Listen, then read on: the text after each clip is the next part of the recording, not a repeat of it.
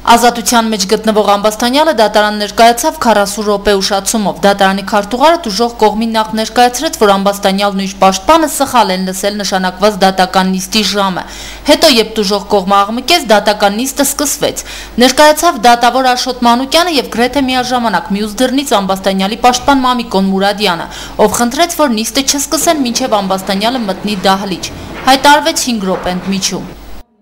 10 րոպե անց ներկայացավ Ամբաստանյանը, 1984 թվականին ծնված Արկադի Վարդանյանը, ով ավտովթարի է ենթարկել Գայանե Սահակյանի որդուն։ Վերջինս մի քանի րոպե անց մահացել է, այնուհետև պարզ դարձավ, որ գործին ականատես մի քանի վկաներ չեն կարող ներկայանալ դատական նիստերին։ Դատարան ներկայանալուց հրաժարվել է նաև սույն գործով մեկ այլ տուժող Այվա Սուքիասյանը։ Նախաքննության ընթացքում ես տվել եմ ցուցմունքներ, որոնք այժմ տնվում են եւ ավելացնելու ոչինչ չունեն։ Բացակայում եմ Գյումրի քաղաքից եւ խնդրում եմ դատականությունը անցկացնել առանց ինձ։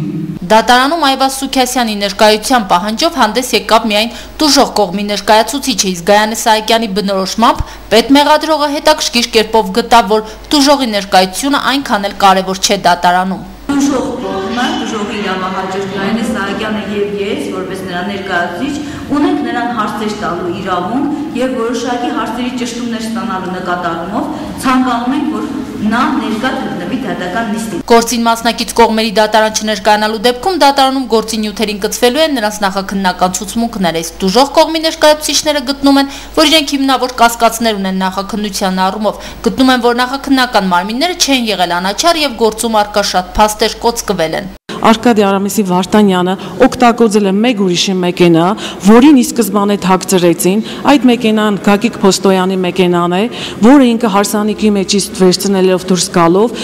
դուրս է եկել հանդիպակաց կոդի, այսինքն եթե մարդը եւ խմած է եւ թմրամիջոցի օգտագործման տակ է, նա չէր կարող որակավորվել անզգույշ։ Դեպքից հետո Արկադի Վարդանյանին տեղափոխել են Երևան, Արմենիա բժշկական կենտրոն, պատճառաբանությամբ, որ առողջական խնդիրներ ունի, բայց Գայանե Սահակյանը առ այսօր չի կարողացել ձեռք բերել լաբորատոր փորձաքննության արդյունքները, թե մեքենայի ղեկին նստած անձը հարբած է եղել, թմրամիջոց օգտագործել է, թե ոչ։ Երևանում անկեդարում չեն վերցրել այրան անալիզ, այսինքն 2 հիվանդանոցում թաքցրել են խմածության աշճանը։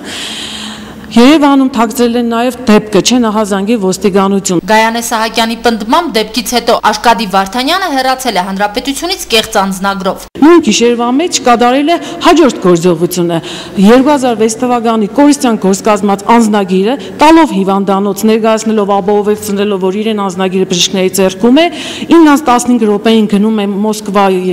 Երևան-Մոսկվա չվեշտի տոմսը եւ գնում։ Գայանե Սահակյանը նախաքննական մարմիններին ներկայացրել է եւս մեկ հաղորդում, համաձայն որի Արկադի Վարդանյանը խուսափել է բանակում ծառայությունից, պատճառաբանելով, որ աչքերի հետ կապված խնդիրներ ունի։ Սակայն նա նման խնդիր չունի, նշված հիվանդությունը անբուժելի է, հիմա հայտարարում են, որ առողջացել է, բարձրաձայնում է տուժողի իրավահաջորդը։ Սակայն նախաքննական մարմինները այս հաղորդումներին ընթացք չեն ուզում տալ, ասում են նա։ 7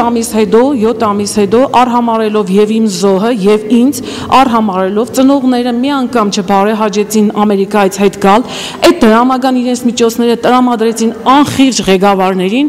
որոնք իրենց անխղճությամբ իմ երեխայի այժմը վաճառել են։ Տուժող կողմի ներկայացուցիչը այս տվյալները նաեւ դատարանին ներկայացրեց, պահանջելով հիմք ընդունելով դրանք փոխել Ամբաստանյալի խափանման միջոց ընտրված ստորագրությամբ ազատ արձակումը կալանքով։ Այս միջնորդության վերաբերյալ էլ դատախազը արտահայտվեց հօգուտ Ամբաստանյալի, նշելով, որ սույն մեղադրանքները այս գործի շրջանակներում չեն։ Դատարանը եւս որոշում կայացրեց, մերժելով տուժողի ներկայացուցիչի միջնորդությունը խափանման միջոցը կալանքով փոխարինելու վերաբերյալ։ Քրիստինա Մկրտչյան, Համբարձում Պապոյան, Գալանյուս։